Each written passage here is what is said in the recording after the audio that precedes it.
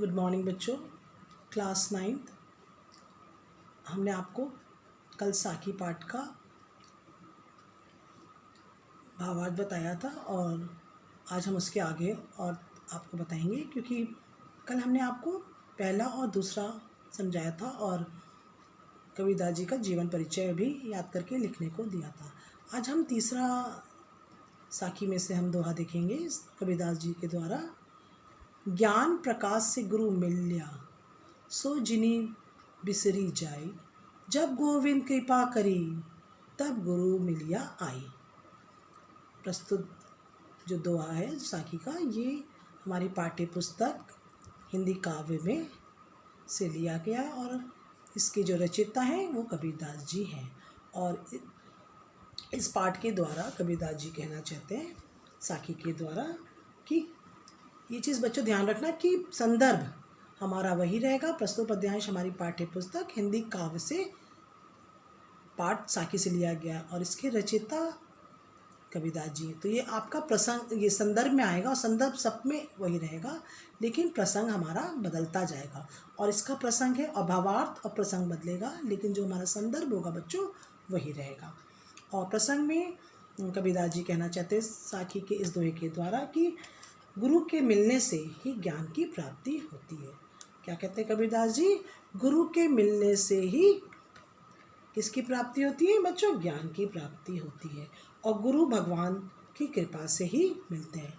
और गुरु किसकी कृपा से मिलते हैं? भगवान की कृपा से ही मिलते हैं। और जब इसकी व्याख्या और कबीरदास जी कहना चाहते हैं बच्चों कि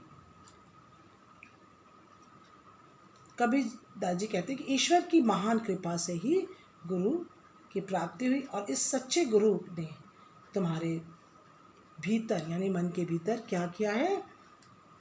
ज्ञान का प्रकाश दिया है। और कहीं ऐसा ना हो, कबीरदास जी क्या कहते हैं, कहीं ऐसा ना हो कि तुम उसे भूल जाओ, क्योंकि ईश्वर के असीम कृपा से, किसकी कृपा से? ईश्वर के असीम कृपा से ही सद्गुरु की यानी सत्य गुरु की प्राप्ति होती है। ईश्वर से, किसकी कृपा से बच्चों? ईश्वर की कृपा से। और उसकी कृपा से ही हमें ज्ञान भी प्राप्त होता है। इस दोहे के द्वारा साखी में जो दिया गया है कि कबीरदास जी गुरु के महत्व को बता रहे, और वो भी क्या बता रहे कि ईश्वर की दया से ही गुरु की, सच्चे गुरु की प्राप्ति होती है। फिर हम आते हैं चौथे वाले पे। माया दीपक नर पतंग, माया दीपक नर पतंग, भ्रमी भ्रमी इवे पड़न, कहे कबीर गुर ज्ञान है तय, कहे कबीर गुर ज्ञान तय, एक आत उबरंत, एक आत उबरंत। प्रस्तुत दोहे में भी बच्चों संदर्भ वही रहेगा। प्रस्तुत पद्यांश हमारी पाठ्य पुस्तक हिंदी काव्य पाठ साखी से लिया गया है और इसके रचयिता कबीरदास जी। लेकिन बच्चों इसमें प्रसंग क्या हो जाएगा बच्चों?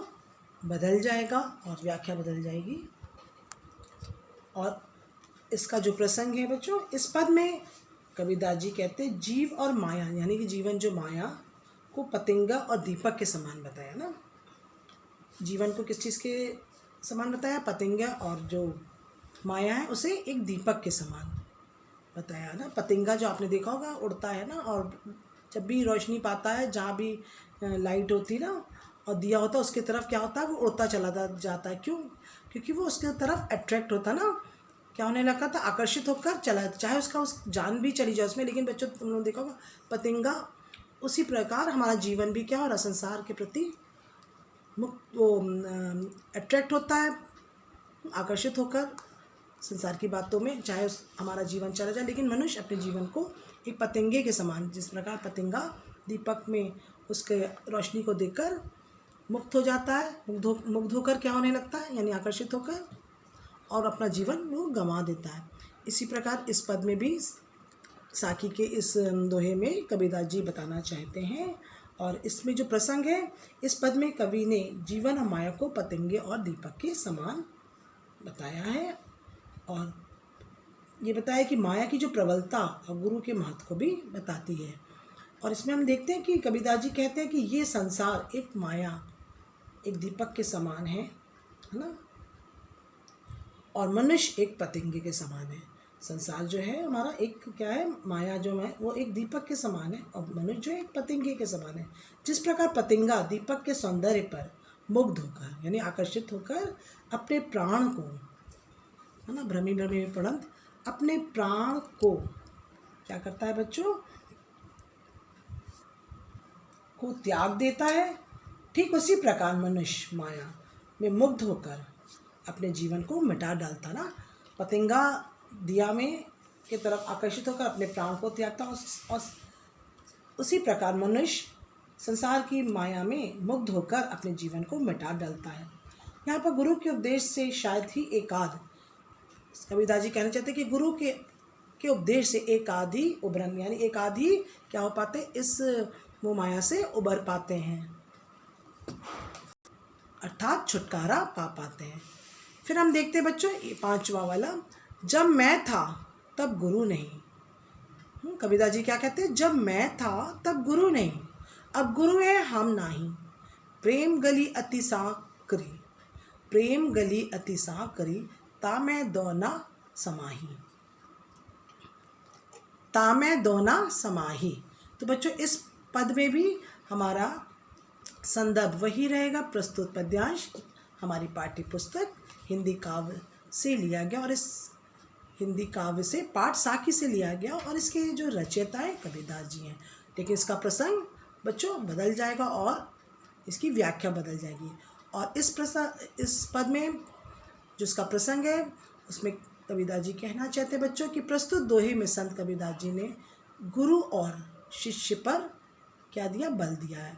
किस पे बल दिया है, गुरु और शिष्य पर, है ना। और इसमें व्याख्या कबीरदास जी करते हैं कि कबीर कहते हैं कि जब तक, है ना, कबीरदास जी क्या कहते हैं, जब तक मुझ में मैं था, अर्थात अहंकार, है ना, अहंकार समझते हैं ना, घमंड, है ना। कबीर क्या कह रहे हैं, जब तक मैं था ना, यानी अर्थात अहंकार घमंड था, है ना, और गुरु से एकात्मक नहीं था।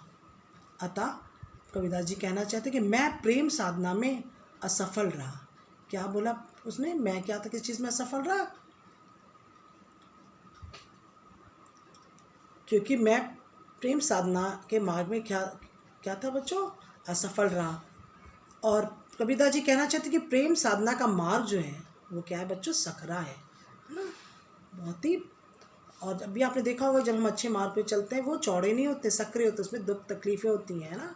और जितने इजी वाले मार्ग होते हैं ना, जितने चौड़े मार्ग होते हैं वो हमें क्या विनाश की तरफ ले जाते हैं ना, लेकिन जो सकरा मार्ग होता है हमें अच्छी बातों की ओर ले जाता है, उस पर एक होकर चला जा सकता है।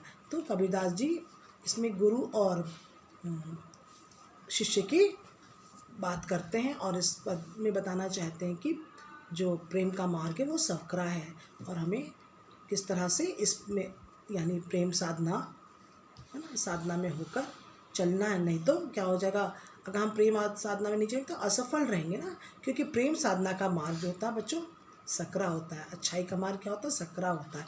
लेकिन हमें इस मार्ग पर अवश्य चलना है ना। कबीरदास जी कहते हैं उस मार्ग पर एक होकर चलना, क्योंकि वो सकरा मार्ग है ना। हम अपने घमंड के साथ उस मार्ग पर नहीं चल सकते ना, अच्छाई और बुराई को लेकर हम नहीं चल सकते, हमको बुराइयों को छोड़ना ही पड़ेगा, क्योंकि वो मार्ग जो सच्चाई का होता है वो सकरा है। और बच्चों कबीरदास के ये दोहे के द्वारा हमने आपको इन 4-5 दोहे पढ़ा चुके हैं और इन दोहों को आप याद करिएगा और अपने इस भावार्थ को जो मैंने अर्थ बताया यानी व्याख्या, उसको आप अपनी कॉपी में लिखिएगा।